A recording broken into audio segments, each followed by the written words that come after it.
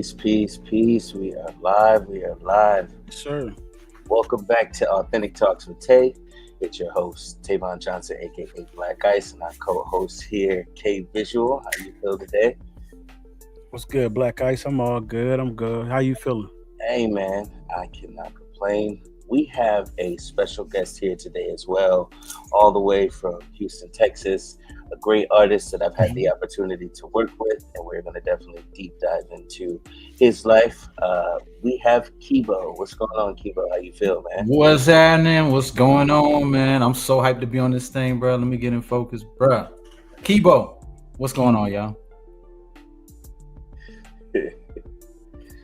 Man, I can't call it. So I have so many questions that, like, as we were talking a little bit before we got on, just because I really do respect the grind. I respect the hustle that I've seen you do as an artist. And it's really amazing to see, as we see with a lot of people, but it hits different when you know the person that is selling. And we met years ago in a place when I had first gotten home, and I want to say, what was that, 2017? I think it was 2017, 2018. And to have the opportunity to work with you, of course, it was cool. It's like, man, I'm working with a new artist, but to really hear what you have to say and then to hear your story, like, you give me hope as a human being. You give me hope as an artist in general. Just like, so real quick, Kay, I don't know if you know, but he's doing the thing. How old are you, boss man? Me? Yes. Oh, 40. Just hit 40. 40 years old.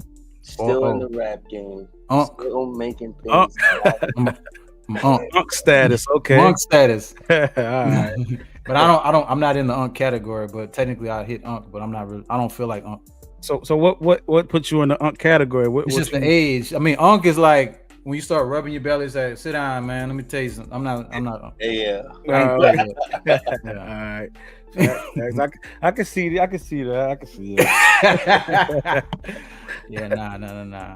I'm that unk that still be moving. Like, what's up? And it's like, dang, chill out. Oh, them hoop moves right there. You hoop? Yeah. Oh, yeah. Oh, okay.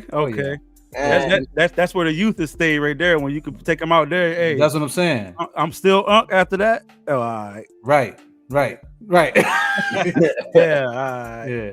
Go ahead, Ted. Now you Gucci. So I mean, if you want to ask one of your questions, you can ask one of your questions. I definitely got. I have some that I'm gonna be asking, but for you, Kay. My questions. I like to just get down to. Of course, we general stuff. You say you born in New Orleans, right? New Orleans, yes, sir. New Orleans. How long were you there before you slid off to Houston? Or 3 years. It was because job opportunities for my parents. So, but I go there all the time. This is where my kinfolk is, and it's the best food in the world. Just New Orleans is everything. I love Houston, but it's something about New Orleans. When you cross that bridge, yeah, something hit different. And it's such the culture is so interesting. I still learn things about New Orleans. If you ever want to know the power of humans, go to New Orleans, because the lightest person that you think is white, they got French, they got black, they got this. Mm-hmm. It's just an amalgamation of things, and that's pretty much the best representation of what America really is. It's just a big old melting pot. So, yeah, so it's beautiful. The food's crazy good. People it's just amazing. But that's where I was born. But I'm really a Texas boy. That's how I grew up. Texas boy. Yeah. Texas boy. So then y'all slid off to Houston, and then of course you at a young age you took on music, or you just jumped in there. Well, my grandfather he still plays, but he's a trumpeter, jazz player, scores music, sent music off to Motown.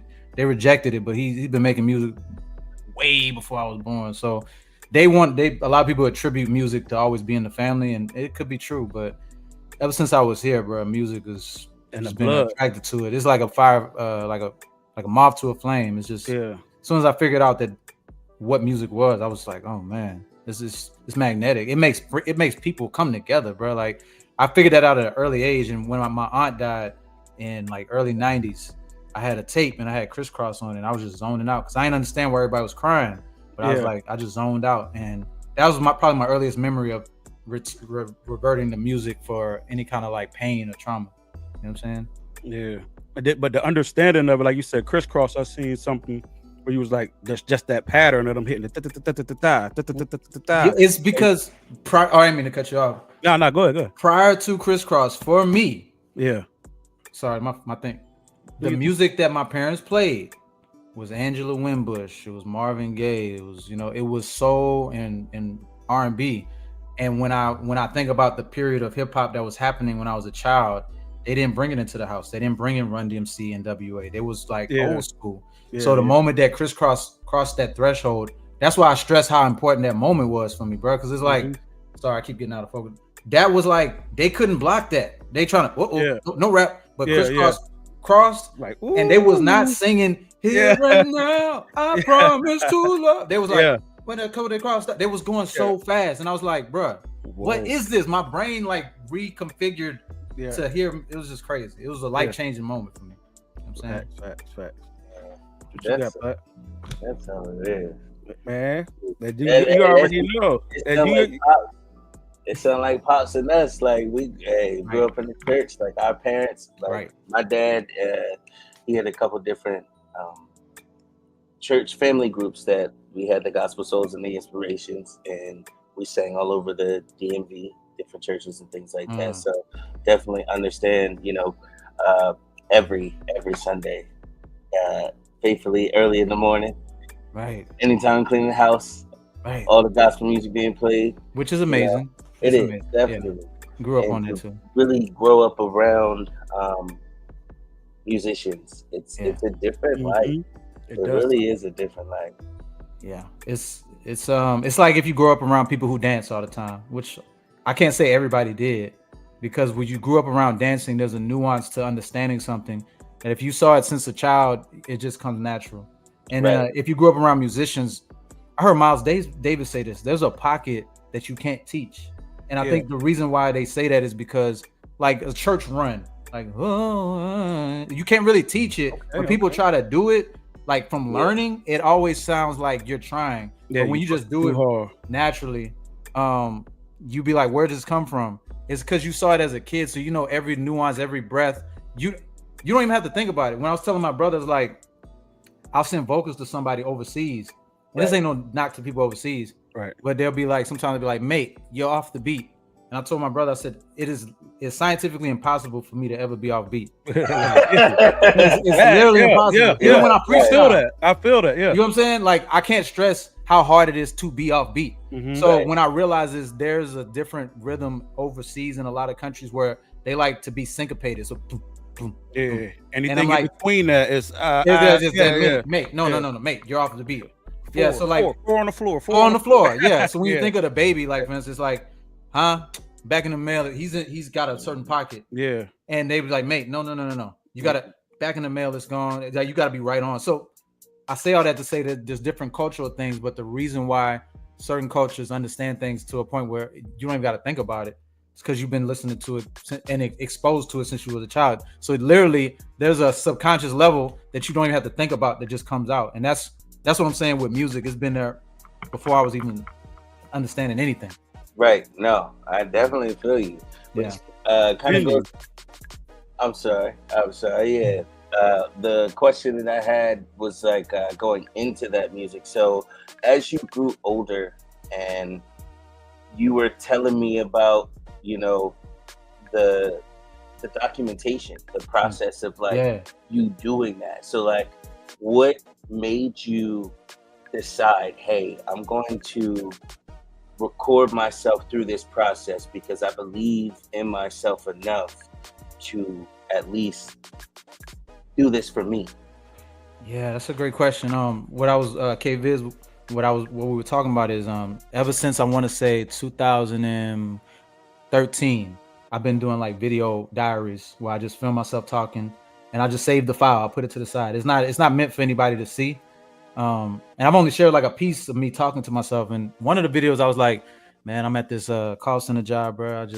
And I'm like 30 at the point. I was like, man, I don't know, man. I'm still obsessed about this music. I don't know, man. I just don't know what I'm supposed to do, but I can't give it up. And everybody telling it, like, I'm just almost at the point of emotional, because I'm just like, everybody was saying, everybody who I started making music with in 2003 as a child, as a teenager, when we graduate, the herd was big. And as the time goes on, it dwindles down until you looking like a crazy person.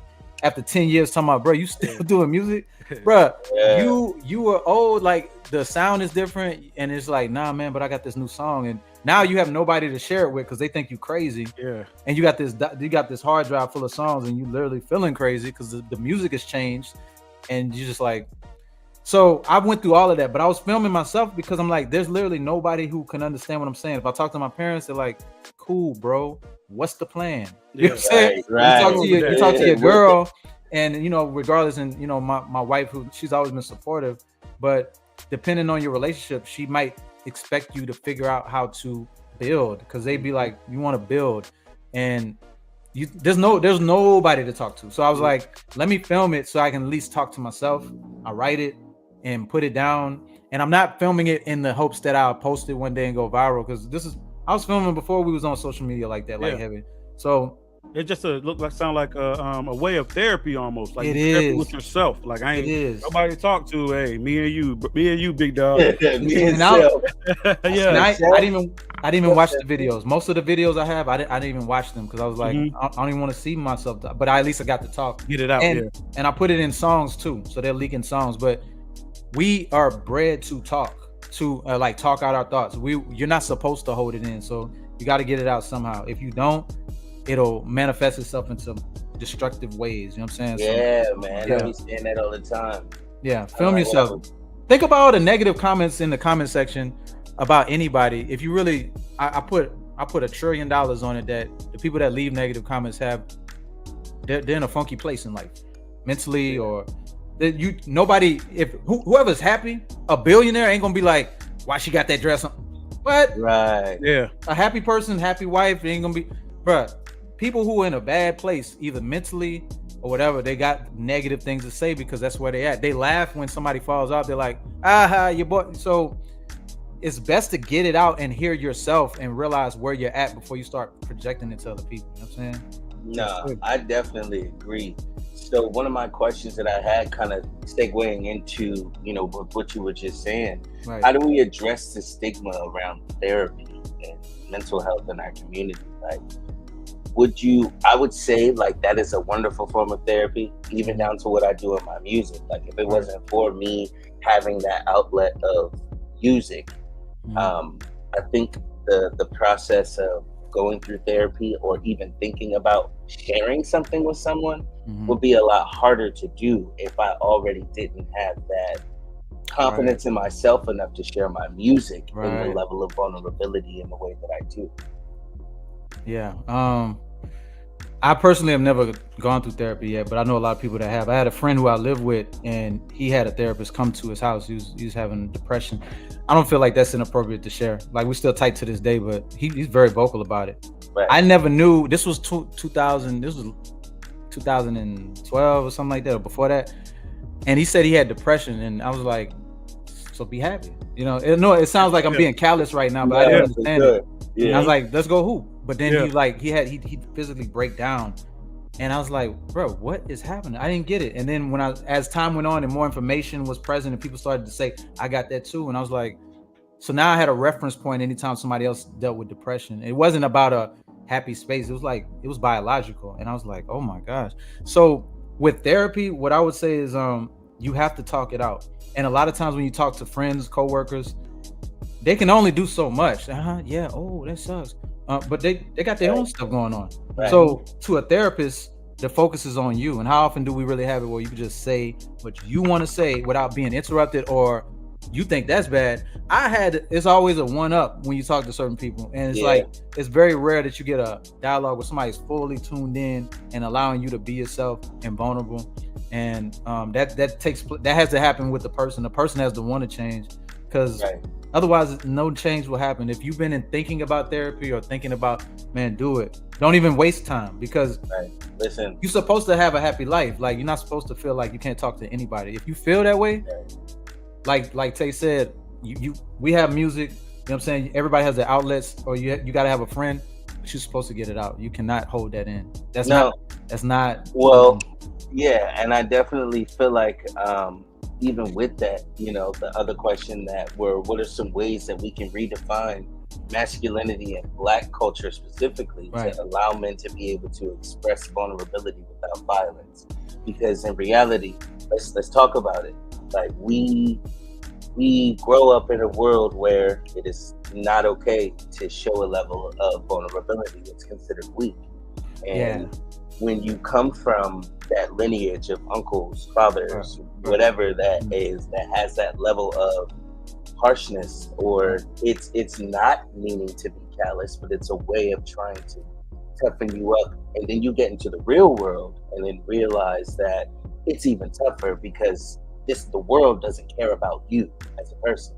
The world does not care about you as a Black man in this community. So it's like, how do you A, find that outlet, and then B, be able to go and find that friend that is not callous enough to be able to listen to you?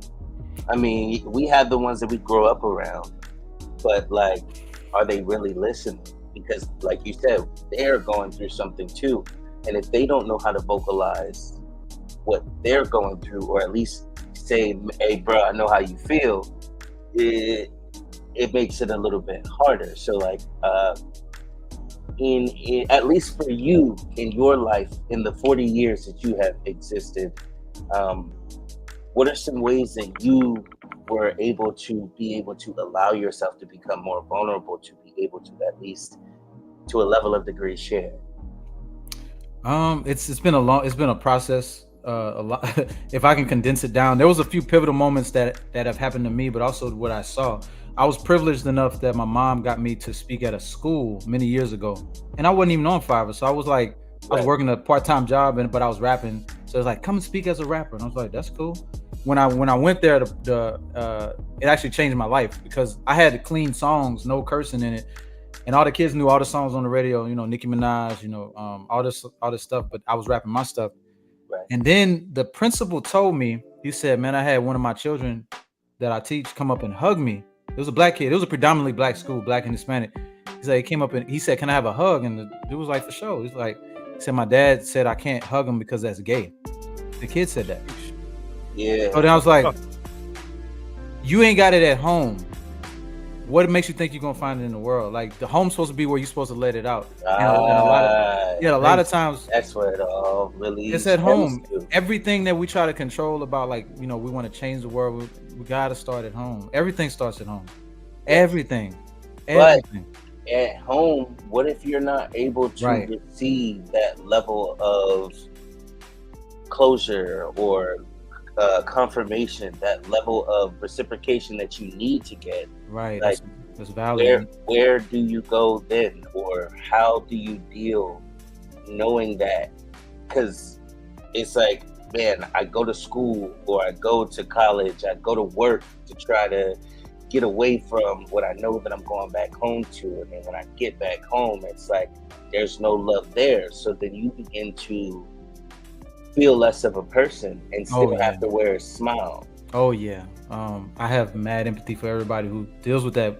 My outlet was music. I wasn't always understood fully, you know, in my neighborhood or at school. Like, there's a lot of things that I tried to do, and you can see it. Like, if I tried to do something like fashion wise, something different, you gonna wear those, bro? I was like, man, I'm just trying something different. This fool trying something different. But then give it 5 years, then the fashion changes, and then all of a sudden it's like everybody's doing it, and I see old boy with the same stuff. I'm like, I thought you said that was corny. I thought, well, you know, pants was you know how it is. yeah, you know how it is. The youngins. So then I kept seeing that when it was about 2007.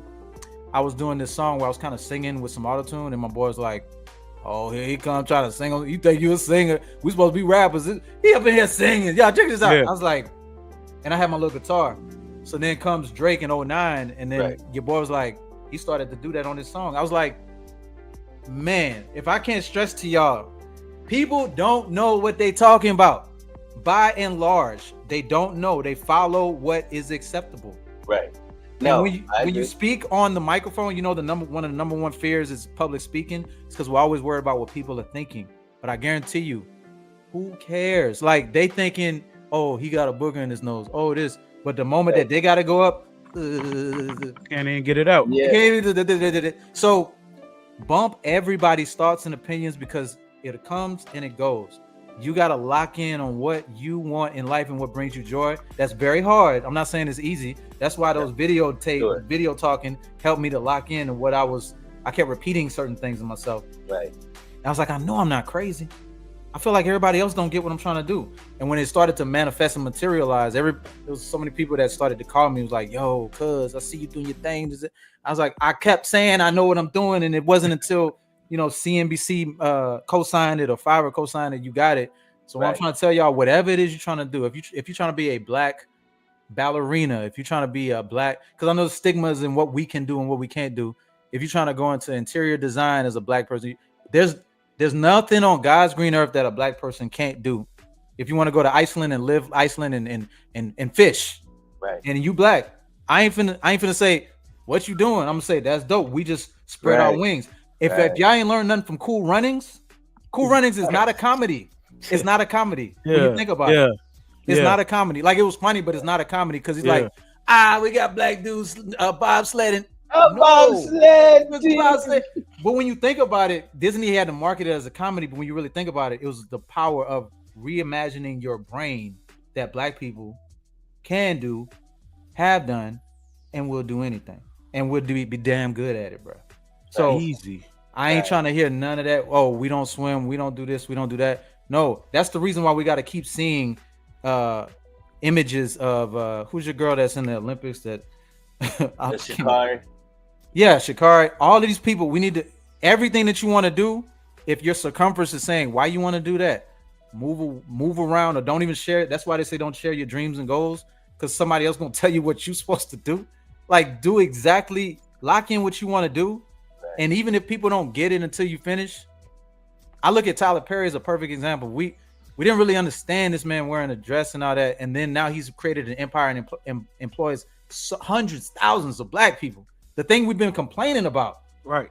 We've been complaining about it, and now we got it. And I'm just like, y'all didn't see the vision. You know what I'm saying? We didn't see the vision. So whenever somebody has something to say about you, that means you're just shaking things up and making them uncomfortable. Right. Lock in on what you want to do. Do a video diary, do a journal, but you have to lock into where you got a fortress around your thoughts where nothing can penetrate, because there's nothing that anybody could say that's going to be of any value when you're locked in. Lock in every day. Facts. Even if it's just for an hour a day, I really learned that. Just setting myself and forcing myself to be like, okay, I'm going to do this for an hour, next 30 minutes. And to be honest, once you're doing it, it doesn't take long to get whatever you need to actually get done.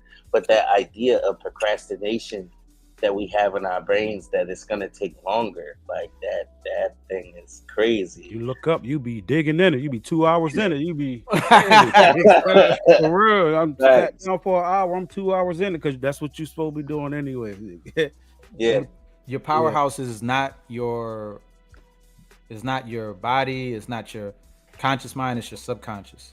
The only way to reach that is to keep reminding it every day. That's why humans are habitual creatures. We do the same thing over and over because we're guided by our subconscious. That's why it's so hard to change our behavior, stop smoking or work out. It's so hard, even though in your conscious mind is like, bruh, I want that. I can't just do that. It's so simple, but your subconscious is already wired, and to rewire it takes constant reminder. You are awesome. You're good. You're smart. You're awesome. You're good. You're smart. I'm gonna do this. I'm worthy. I'm doing this. All that stuff is important to remind yourself. So then all of a sudden somebody call you stupid. It's like, you must be talking to somebody else.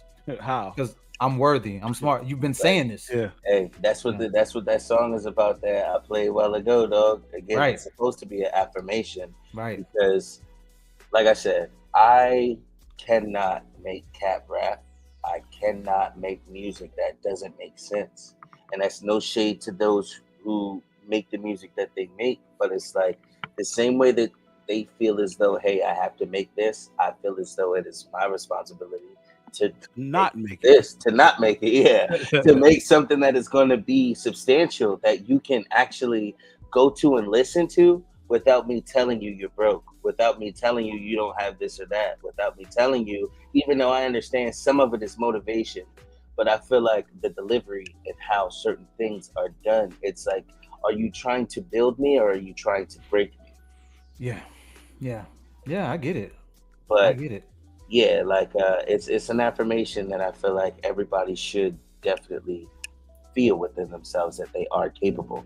So my other question that I have for you is, what role does music and art play in shaping the narrative around you in your life, and how does your journey affect others around you, like with the level of success that you've gotten over the years, with the level of dedication that you put into your craft constantly, like how has it benefited you in life, and how does your art and the music that you make really accentuate who you are? For sure. So, joined the I joined the platform called Fiverr, which is a platform, an app for freelancers to sell their services, be it graphic design, voiceovers.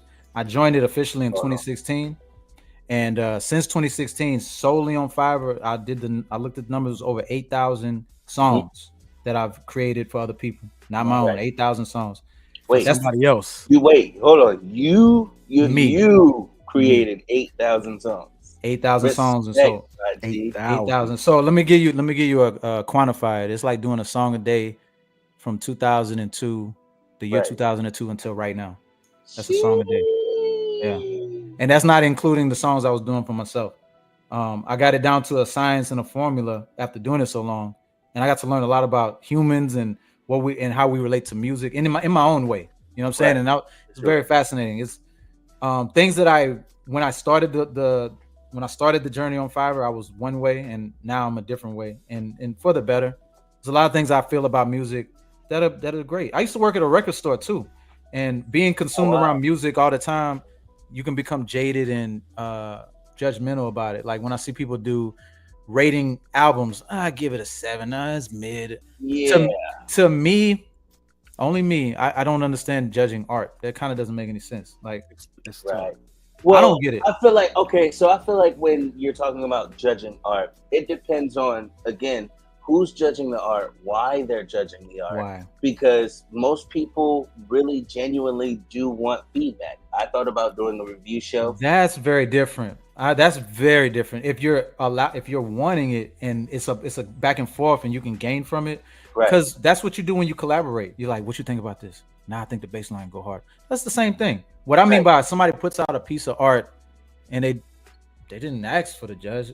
And the reason Oh why yeah. the reason You're why I right. find that part interesting is because, and I like the feedback things. Don't get me wrong. I get, yeah, I I feel no, you. I watch them. I think those are dope. But I'm Yeah. talking about like Rolling Stone talking about the Thriller recently. I'm like, are y'all run out of stuff to say? The reason why I think it was weird is because there's so much music that comes out. If you don't like it, just listen to something else. You know what I'm saying? Like Yeah. I that's feel you. yeah. I I feel you. but I think of it like sports. That's like saying Right. almost what like Bronny is like. You can't talk about Bronny, like bro. He played basketball. That's my job is to talk about Right. basketball. Right. My Right. job is Right. to talk about music. So if it's out and if it's bumping, it's jumping. My job is to say what why are we talking about it? We talking about it because it's bad. We talking about it because it's It's good. the why. That's what I'm Yeah. trying to Yes. say. And I'm gonna Yes, tell you for sure. something. The content of people talking about albums that come out, it helps the artists. It gets a community of people that are like, yeah, I like it like this. I love that part. But Definitely the part I engaged. don't, the part I really don't like is when people critique something to a degree that's just, but it's for what? What are we doing this for? And Yeah. I've seen it done in a bad way, and I think that's why I've been so Yeah. turned off by Well, it.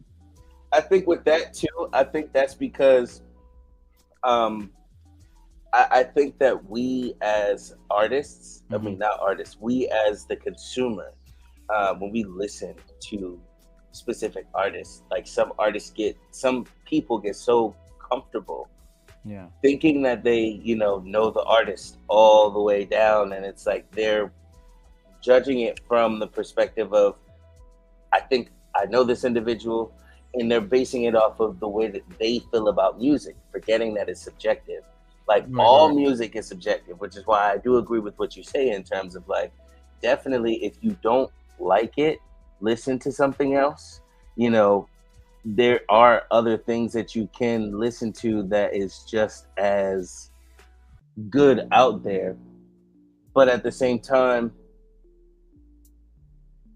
if it is placed out there in the world, it's the world. It doesn't belong to the artist yeah, anymore. it doesn't belong to the 100%, artist. 100%. So it's like you are basically, the moment you put it out, you're still asking for whatever comes at you. Absolutely. I'm gonna give you an equivalent, because the reason why it certain parts of it bother me is the context. Like if you've consumed hip hop for a large period of your life and a hip hop album comes out, you have a right to say, regardless of your skin color, you have a right to voice your opinion. If I tell you, bro, listen to this EDM album, and you ain't never listened to EDM, you're like, this is trash.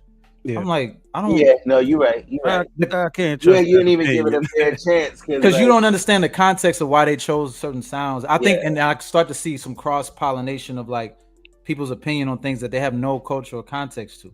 Right, I agree. You know what I'm saying? I agree. And for somebody to be like, you know, you drop a new album from an artist you love, and you say, man, I really feel like that's totally different. Like we having a communication about music is no different than us sitting around a record and talking about what we like and what we don't like. That's just real. I just don't like when you don't understand what you just heard. And artists deal with that all the time. Like if I play a song of mine that don't make sense here, but it makes sense overseas. So that's kind of what I'm saying. Like we will always go back to the art. Like 100 years from now, will we go back to a critic's piece in Rolling Stone about how it made the art itself, or how it made you feel? Because feelings are what the weight of it. And for you to understand the feelings, you got to usually get the context. If I play a song for you and you're like, man, that's mid, but then you find out like, oh, I made that song after my uncle passed away, and you're like, dang, let me go run it back. The context changed. Yeah. So how can you really understand the music if you don't get the context? And rap it's hard because rap is so different. It is like a sport.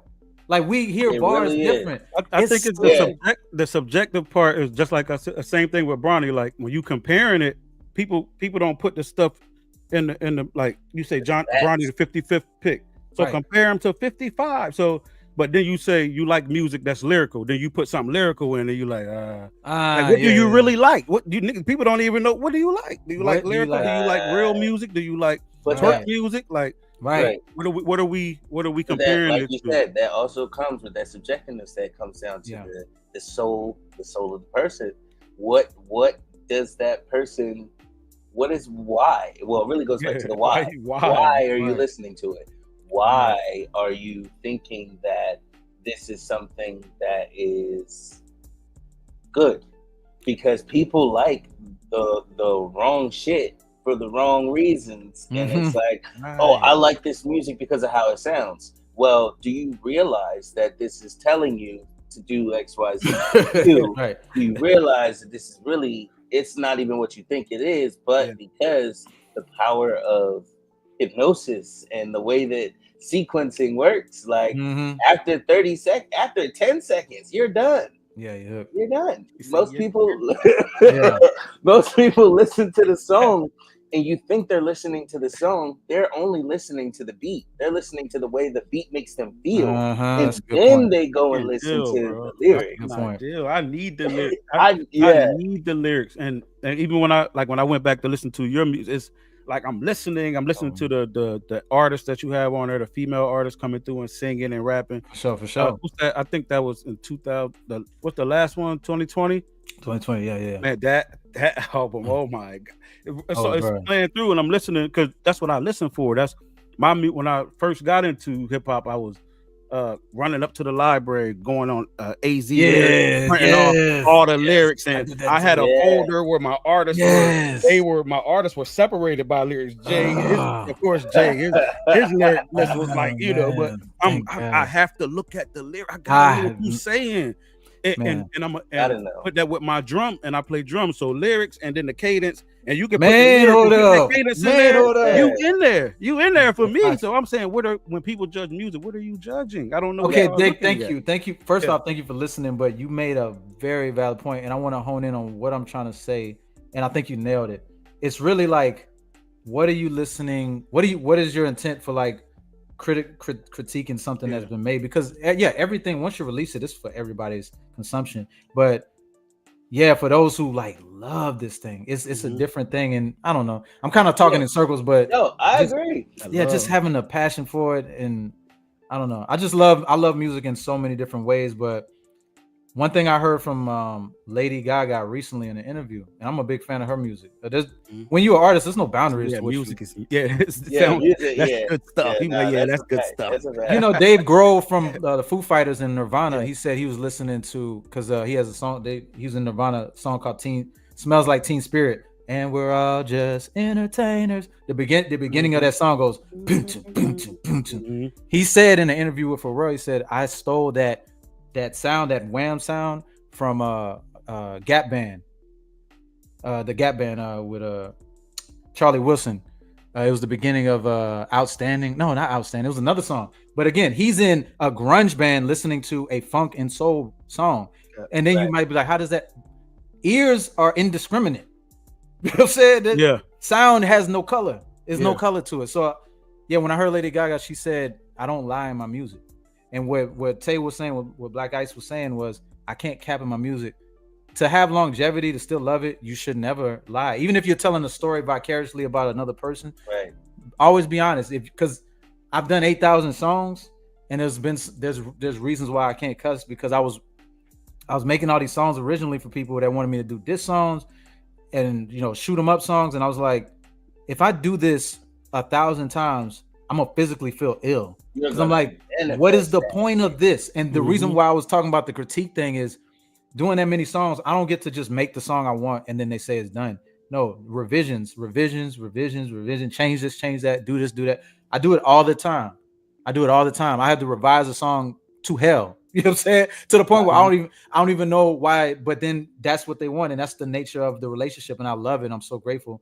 But I have a different relationship with writing songs for other people in a lot of ways, because I'm like, if you don't like what I did, that's fine. Just go listen to something. You know what I'm trying to say? Because I'll do what you want, and I may not like how it came out. Right. So everybody has their own likes and dislikes for different reasons. Now, when it comes down to that, like, how do you find that compromise in terms of, because I'm the same way. Right. I don't just work with anybody. Right. I'm very particular, which is probably why I don't have many collaborations. But it's like, at the same time, like, I care about what I'm saying. I care about the fact that my daughter is listening, the fact that the other kids are listening, and I've been in those situations as well. But like, when you're doing it for a commercial company, like, how do you take your feelings out of it and still be able to create something that is decent? Well, that's a great question. I've had songs where I've done for people and I didn't know what they were doing with it. And then it pops up on YouTube and people are like, bars aren't that good. And they didn't ask for a revision. They just started critiquing me. And I was like, I was like, what the hell? Y'all should have hit me up. Man. I didn't even know what the song's about. I ain't really like the beat. And I was really mad, but I've grown to understand, like, I got paid, move on.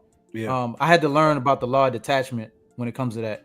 But also I found out that I have a few things that I won't do and a lot of things I will, because I was realizing I'm doing these kid songs, I'm doing these other songs, doing these cover songs, I'm doing it.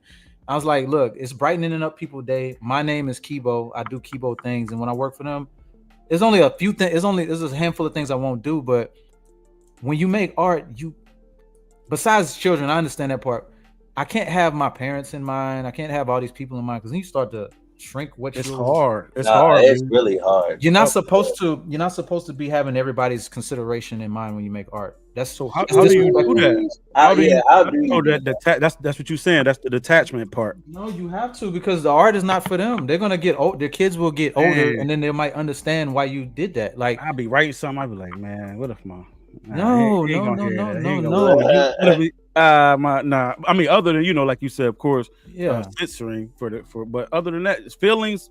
Some stuff I ain't writing that, man. yeah, but that's your art is supposed to be pure, and even if you record it or not share. Oh, look, I'm not telling y'all what to do. No, I've recorded some stuff and taken But it down. Like, man, that was a little too harsh. And that's fine. If that's how you feel, then let's do that. But having everyone in my life considered will make me not want to be honest, and I'll start like not saying nothing. Mm-hmm. Right. Because like, you'll try to meander around that's everybody. Whack. Yeah, the people that you now. Yeah. The people that you love, the people that we always talk about, man, I love the music. I relate to it is because they shared a little bit about their life.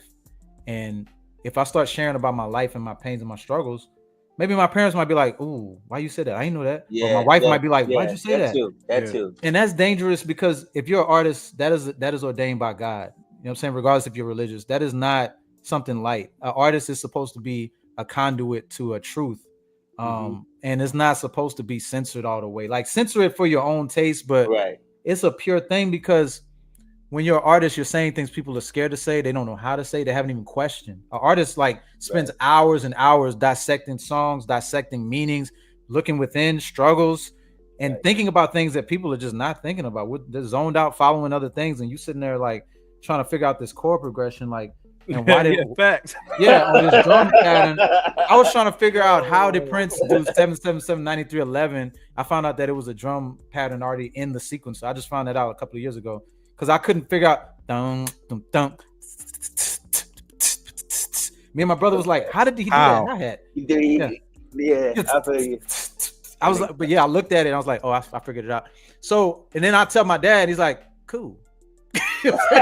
It's like, but he's like, it doesn't. The magnitude of it is not quite there for him. But I've been obsessed about the details, and so when you do it, people think you're doing magic. When you start playing and performing songs, it's like, I don't know how you're doing this, but you're making me feel a certain way. But it's like, in your head, it's like, I just did like a 1-4-2 chord progression. It's simple to you, but it's magic to everybody else. Well, it's like I like to say. It is and I say it all the time when it comes to the music, and I think, bro, like, I do call myself a genius, because even though I may not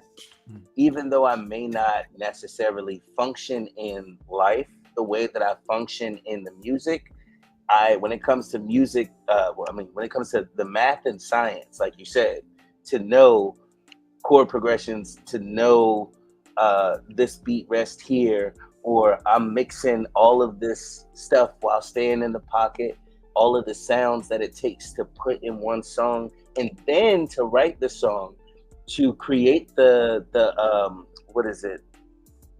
The sequence arrangement. To create the arrangement vocally. Like, come on, bro. It takes work to be able to do that. And then you make it sound good and then share it with the world. And then your lyrics are so deep that, like, even if they're not deep, they're still made in a way that keeps people's attention. That is a skill. That is public speaking. That is art. That is the arts and sciences. That is everything put together for one song for 3 minutes. Come on now. I like that, and I'm gonna have to give that to you as well. And that's what I do, and that's the thing about it is all the stuff you just said. I'm always in awe when I see people do it. I've seen people like yourself do it. I've had a friend before I started making beats. She did the beat in front of me. This was like 06, and I was like, and then she did her hook and did her verse, and she's like, "Are you gonna hop on?" I was like, that's when I said I got to take beat making serious, because I was like, she just did the hook, the beat, her verse, she mixed it, and she was so humble about it, and I was like, this is not enough. I got to learn piano, I got to learn guitar, because I was like, she did it so effortlessly, and you'll never get praise for all those things, because they'll just be like, "Oh, I like your song." Yeah, but I mixed it, I arranged it, I played it, I did this. Like, what about that? But did you like the key? Did you like that little run? Right. I want to hear the details, and that's what I tell him when I come and I critique his songs, bro, I want to tell him every little thing I heard. Right. Man, that little piece out, that little how you did the hi-hat. I want you to know, bro. I And heard it. that's how I heard it. That's how I would Right. want as an artist to.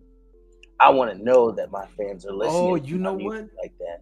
I'm not trying to cut you. I want to Oh, no, add you're what good. you just said, K. When you said when I tell him is that is so important to your success. Having a person who is blunt with you. And I remember I was saying I don't like critiques. My brother is blunt, but he's a blunt way and not like rude. There's two different ways to be blunt. Right. I'll send him a bunch of songs. A blunt person be like, nah, that ain't it. You can go harder, which I love. I got my boy named Right. Chubbs. He'll do that. He's like, you can go harder. I need those people. Then I got my brother. Is like, you like any of those? He's like, man, that beat on number 4, go hard. I'm like, I sent you 10 songs. That means that they weren't hidden. You said he's like, yeah. So he'll tell me what he know which ones that I like, and then if you you just if he said, oh, I like that beat on number 4, and then that's all he says. I mean, I ain't cooked. So that's the critiques I like. Like, let me cook and tell me what rolls and tell me what don't roll. But you can't win in life if you don't have somebody who understands where you're trying to go and is blunt. Because when you share something on social media and people already like you, they'll just put fire emojis and you won't really know if they even listen to it. You know what I'm saying? That's real.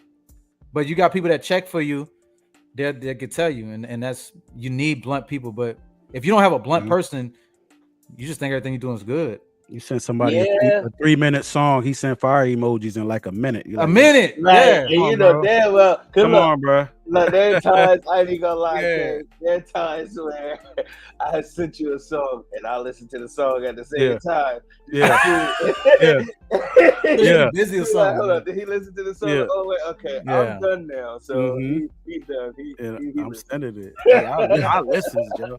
Like you said, man. You said it on one. I don't know. I was looking. I guess listening to some of your stuff this week. But like you said, when it even comes down to you listening to something with your kids, Baby Shark or something. Yo, run that intro back, yo. Who was going crazy on that bass line like that on kids shows? Kids shows, beats and music. Like music is just in us, yo. It don't cut off. They don't cut off. Once you learn about production, even if you tell your girl, somebody in your family, you start to listen to that bass line. Okay, listen to that. Once you get the bug, music never the same, and I'm cool with it. Man, run that back. Yeah, bass line goes stupid. Hey, what all instruments do you play? Piano and guitar. I have an electric guitar, and I was learning bass. I slowed down on that, but because I play the bass on the piano is so funky. That the reason why bass is so important is because a long time ago when I was in a group, we would push our CDs. We try to go everywhere, go to every club. We went to a strip club, man, and got our song played in there, and I was so hyped. I was like, naughty, so bad. The DJ played it, and they playing it, and he cut it midway. Hey, man, y'all got to turn this bass up, bro. And he cuts it back. And I was like, how embarrassing. You got women in here dancing and you just talking about my engineering? I was like, come on, really wasn't no bass in there. So then I had to go home. I was like, man, I got to step on my bass. Because me, I like playing the keys. I like getting the hi-hats, the drums. I'm like, we good. 808, we good. But I realized there was an element that didn't fill in the bottom. And that was the night. Seeing bottom, and I had to fill in the bottom when I got home. You know what I'm saying? Yeah, so I had to learn that bass is so mad important, but not just do.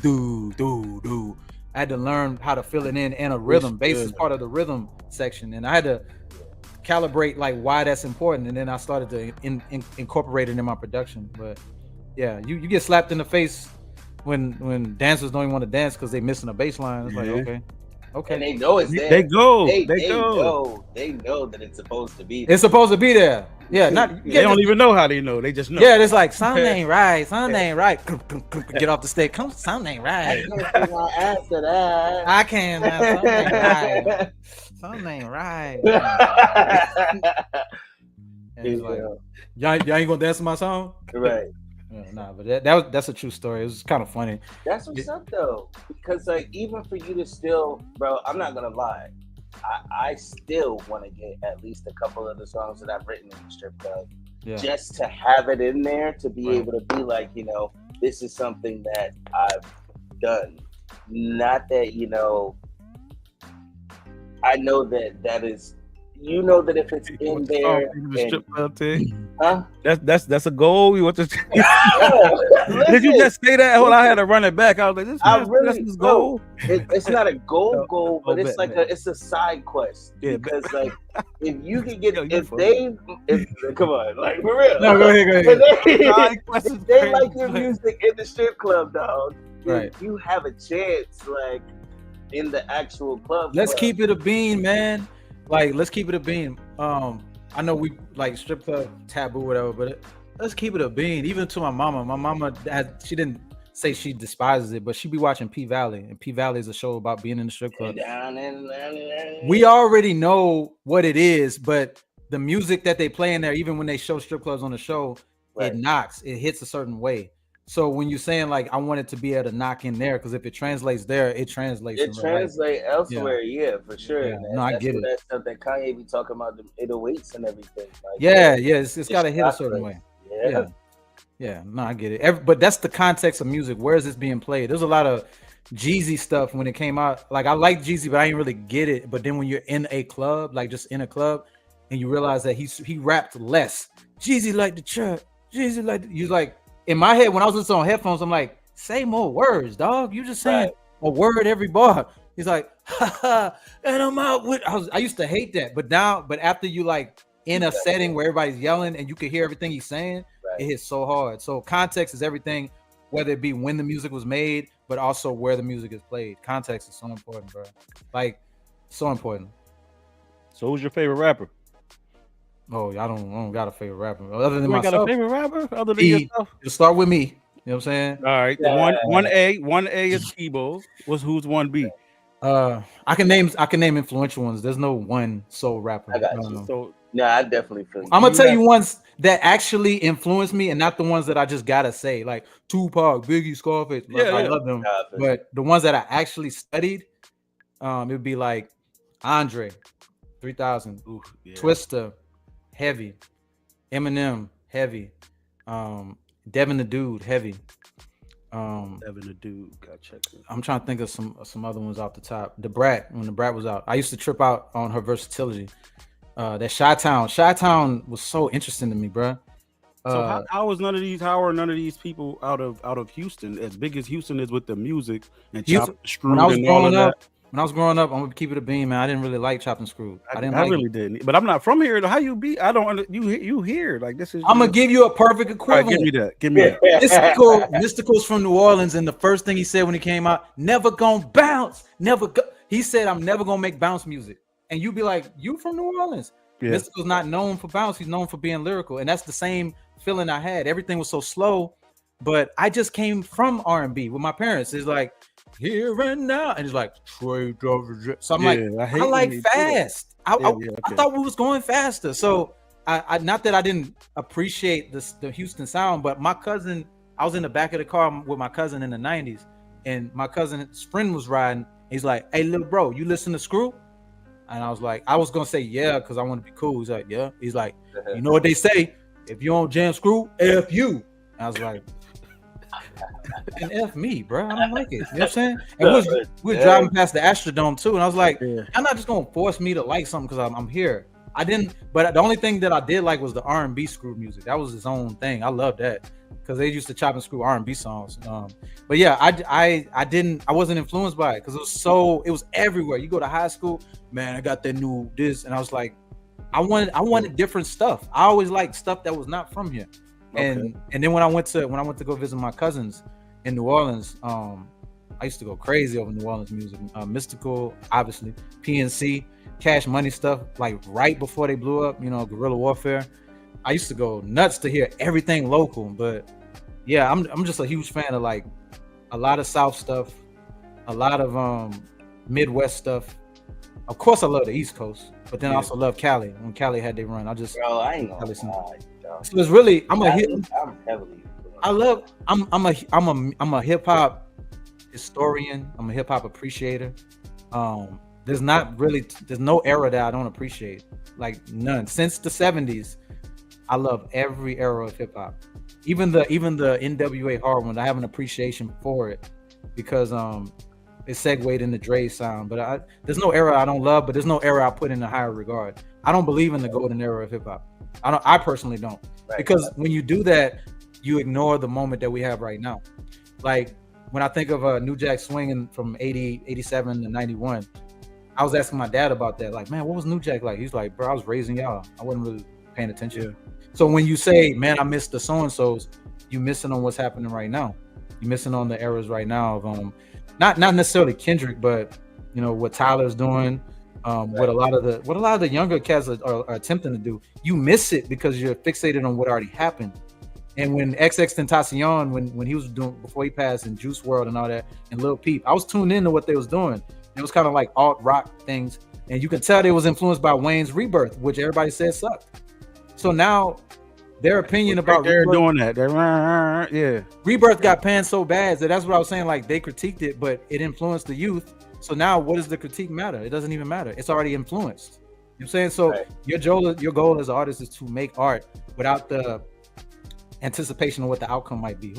Who cares? That's definitely hard to do, like, because it's like I know that when I'm writing music, like the recent stuff that I'm doing now, even before then, it's like I know that it's going to be perceived at some point, and I know that I can't control the level of what people see. Yeah. I know that, like, when it comes to writing music as well too, like I am writing from so many different aspects Yeah. that if someone were to put me in an interview and be like, well, why did you write this about this? Well, I can't give you one answer without it going down another rabbit hole, because it's to know, like, to put words together in a very articulate way, knowing that every word leads to, whether it's a punchline, whether Right. it's a metaphor, Right. but whether it's a simile, like that is poetry in motion, truly. Right. And Yeah. it's like you can't explain a song that is made from poetry like that. Yeah, you're like, not supposed to. It's supposed to exist in its own thing.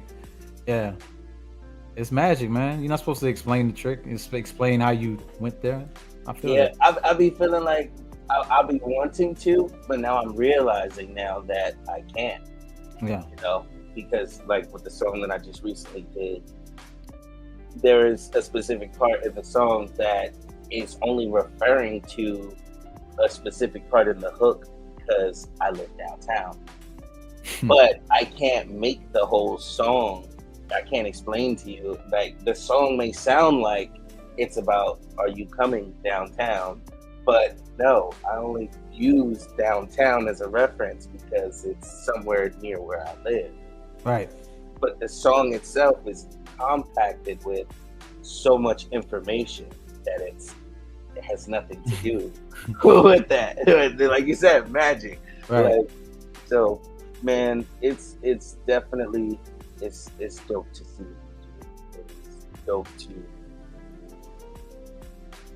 It's dope to see it on the outside. Like for myself, I have my Music Soul Child, Chris Brown, John Legend,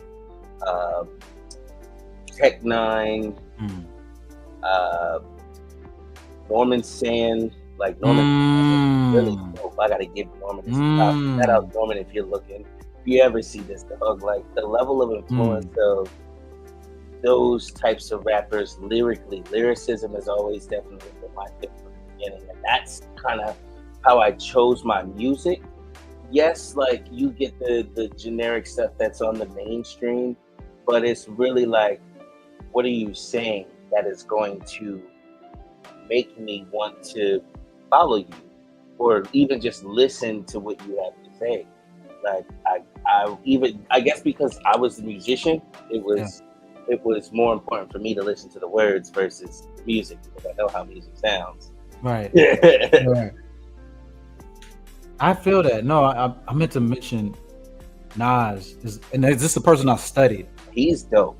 I studied him, and he still drops amazing albums. But I think when you, I want to hear K's too. Well, when you mention the artists that you know, jam, or it's for the longest it was always the ones that you feel you're supposed to say, but you should definitely say the ones that you really study, like Yeah, yeah. that you consume to a point where you like, man, this change, this Free like, Soul. Shout out to Free Soul, FR33 mm, Soul. I don't know if you listen to him at all. He is a very conscious artist, dope. and I really respect like what he does as well in Yeah, terms of for the community, for Black people as a whole, just in general trying to uplift. Because yeah, I understand that music is based off of people's lives, and it's like you can't say that what someone creates is false because if they've experienced it and lived it, like you are denying their existence. right. But at the same time, it's like you know what you're putting out there. And whether it's for the money, whether it's for the fame, whether it's to be cool, like I don't. Everybody got their preference. I would just rather put out Yeah. positive stuff. But what about you, Kay? Who are some of the people that have influenced you in your, rap career and just in general? Man, number one, I got Jay at top, man. Oh Jay Z. yeah, So I don't, and that's that's just legend. yeah, Jay. But when I was going to the library, it was Wayne. Wayne was the all time. I think Wayne is that mix. Yeah. Wayne, that was my. I was that mixtape. Wayne is different. That drought, that Oh my dedication, God. like it's something. His words and just getting on people's beat at the moment at that time. You can't tell me that You got a locked in spot on mine too. Jay man and that they just that locked in. Wayne, Jay, Big Sean, Yes. Oh yeah, big shit uh, for sure. Kanye, of course. Yeah. Uh, that's my main. Like that's that. Ugh. All But those people you said is it's mine 50 too, though. bro. But 50 when 50 first dropped, like Oh Massacre and all that. That's when I was really listening to music. yeah. And then when I had my son, it was I can't ride the dedication to way shooting people up Yeah. and Yeah. that's when I switched it up. But like Cray and it's like switched it Right. up and Star Ringo, Aha Gazelle Yeah. when it going that way. But Right. it's still the same. But they saying something. But it's the same. It's For the same. sure. It's the music, the cadence, the Right. 808s, the same stuff. But they Right. saying something. We talk about something now. But yeah, go ahead. No, I didn't mean to cut you off. That's it. Continue, bro. That was it. That was it. Man, that's a fire list. You said something that triggered some. You said it was positive. Which I rock with. I'm not gonna say I like negative. It was years. I like positive. I like negative. No. It was a guy. It was like years ago. I had already kind of like took out violence in my lyrics because that was never in my life. So this guy I met, he didn't even know me, and I was there for a photo shoot at this spot. And then my friend was like, "Yo, this is Key. He's about to do a photo shoot." And the guy looked at me. He's like, "You make positive music?" And that made me so mad. I said, "It's positively raw." And it probably sounds corny now, but I was so mad because he judged me before he didn't even know who I was, didn't know the context. So if you're gonna be negative in your music, be honest. And what is the reason behind you sharing these negative things? Yeah. Because be honest. Because some people are not in a place to understand that their words hold power. So much. So it's really hard for you to tell somebody who just got out of a bad situation or the pen, hey man, think about 10 years from now. They're like, man, I gotta get this off my chest. I got murder on my mind. Like they don't understand. But then years later, they're like, man, I kind of.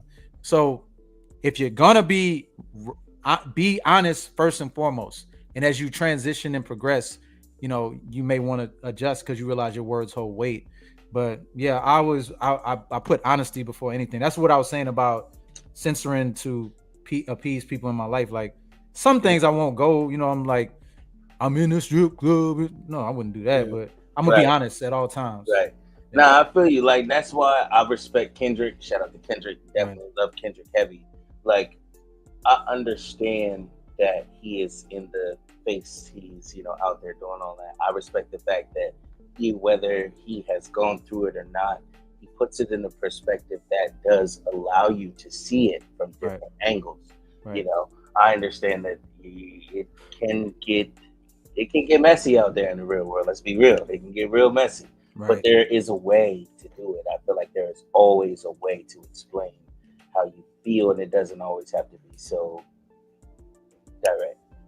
Oh yeah, no, your artist journey, you'll start to unfold it after a couple of years, several songs recording. Because originally I was around like I want to say I don't want to call it hood people, but it was around hood people who've been in situations, in cliques, in certain groups of people. I ain't gotta say, you know what I'm trying to say.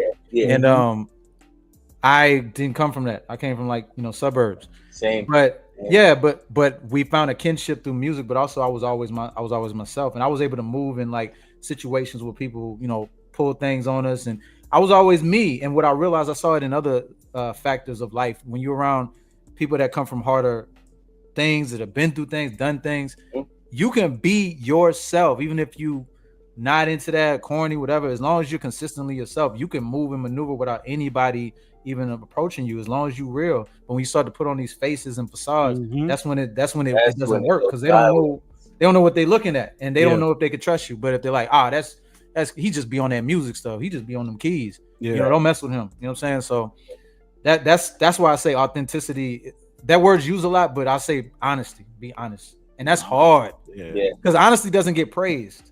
Well, authenticity doesn't get praised. No. Like you don't. That's what I'm realizing. Like no matter how good of a person you are or think you are in life, does not mean you're gonna get a prize for it. Does not mean you're gonna get congratulated. It's like, look, this is just what you have to do. And then it's already hard being vulnerable. Then you be vulnerable, and then you get what? You get what for it? You get what? That nigga a punk, like all that. Right. No, I'm gonna hold it. I'm gonna do me. That's the conflict. Yeah.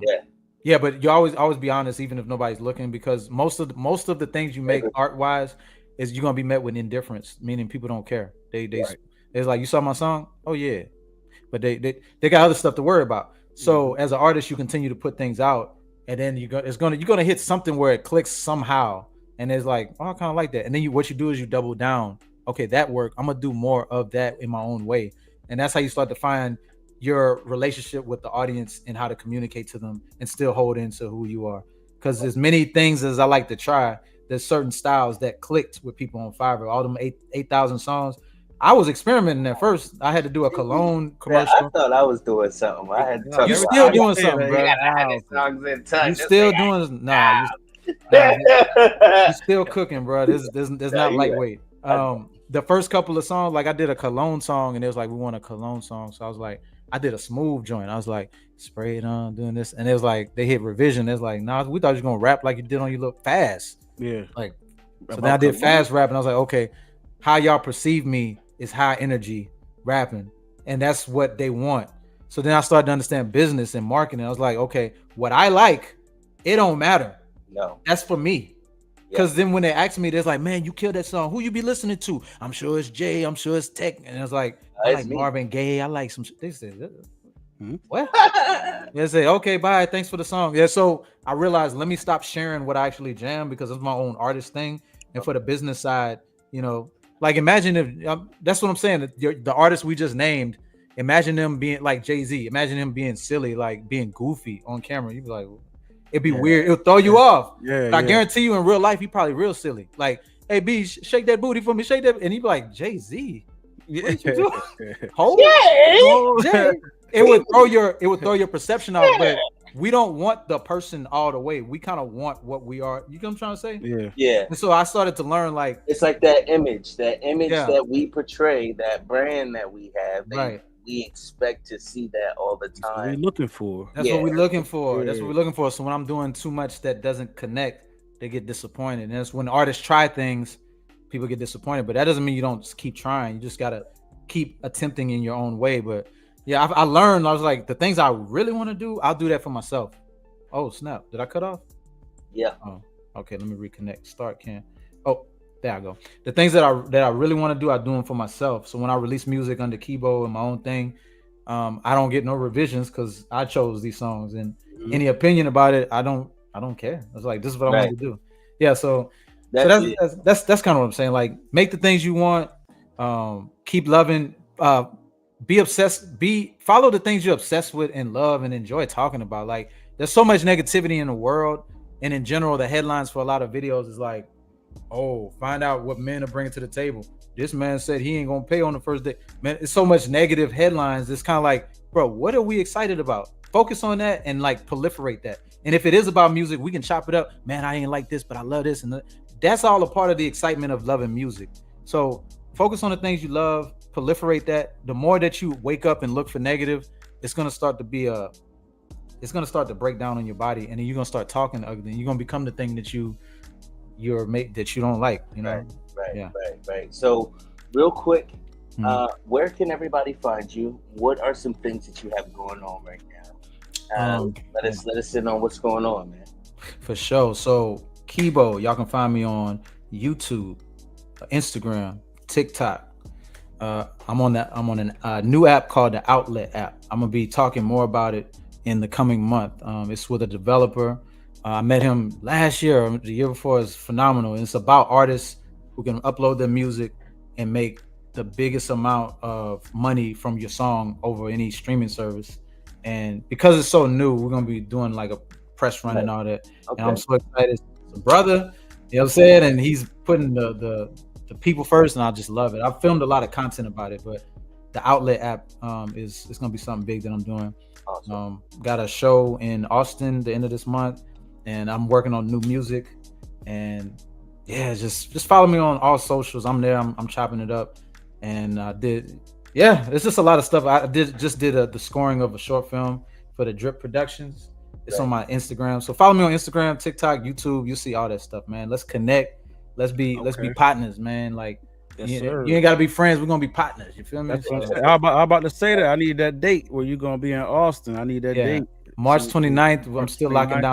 I'm still locking down a venue, and I'll make sure to share it on the socials. All right, hit me. Now, if there is one last piece of advice that you can give to the viewers that are watching, not just the artists, but the everyday people in life, to give them some inspiration and hope, what would be something that you believe in? For everybody, I can't say enough how important it is to have conversations with yourself, write them down, videotape them. We're inundated more now than ever with everyone else's opinions, and you start to forget what you actually feel. You start to mimic the things you heard, and your opinion is important because only one person has lived your life and your perspective. And if you forgot what it is that's important to you and how you want the world to see you, then that's bad. So make sure you document it to some degree where it's unfiltered, where somewhere nobody else can read it, and you don't have to be PC or censor yourself. And then you can understand who you are each and every day. Let your subconscious talk, find out who you are, and then show up to the world like that. And I think that's mad important. No judgment, like real no judgment. No, you can't cancel yourself. You know what I'm saying? You definitely can't. Yeah, I feel that. I gotta put that into my routine, man. That's important. That's powerful. It's important because you'll see somebody later down the line and say something that you've been saying 10 years ago, but you were kind of like scared. Man, I've been feeling like that. I'm so glad somebody said that. But it's like, you got to find out what you really feel, and then you can stand on it. Because then you ever said something that you know might be kind of controversial, and somebody hits you with a counterpoint, you're like, I ain't think about that. But when you talk to yourself, you'll work those things out, and you're like, this is what I actually believe. I stand. You would have got to that counterpoint already. Yes, you exactly. Already beat them. Yeah, exactly. Yeah. So yeah. That's all it is. Well, thank you for taking the time out to sit and chat with us. Nice. Kay, appreciate you again. Yes, sir. Glad to meet you, bro. Yes, sir. We gonna link Keybeaux. We got to, bro. We got to. Sir.